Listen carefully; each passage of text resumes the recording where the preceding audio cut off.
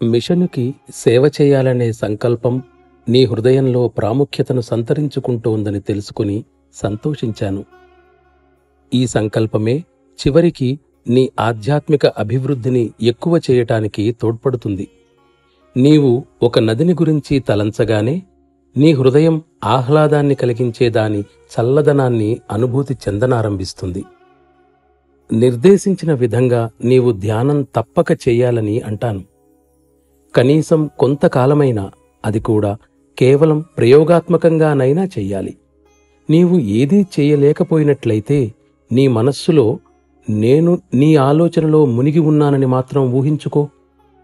నీ తీరిక వేళలలో కాని, నడుస్తున్నప్పుడు, ఏదైనా శారీరక శ్రమ చేస్తున్నప్పుడు ఈ విధంగానే చెయ్యి. ఇది పూజ కాదు, ఎటువంటి సాంప్రదాయబద్ధమైన తంతూ కాదు.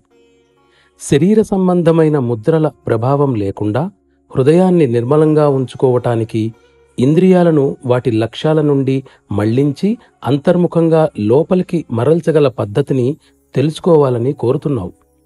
దీనికి సమాధానంగా ధ్యానం మాత్రమే ఈ విషయాలన్నిటికీ సరిపోతుందని నేను చెప్పగలను.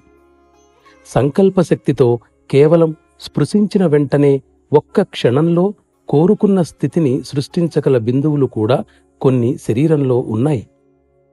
ఆ పద్ధతులను నీపై ప్రయోగించటానికి అవసరమైన స్థితులను నీవు నీలో సృష్టించుకోవాలని నేను ఆకాంక్షిస్తాను. లేనట్లయితే ఈ అపరిపక్వ దశలో అది అపాయకరము అవుతుంది. ఈ పద్ధతులను తగిన ముందు జాగ్రత్తతో ఎంతో ఉన్నత ప్రగతిని సాధించిన సాధకులపైన ప్రత్యేక సందర్భాలలో మాత్రమే ప్రయోగించటం సాధ్యమవుతుంది. అటువంటి పద్ధతులచే మనిషి తన అసలు మూలస్థితిని ఒక్క క్షణంలో పొందగలడు.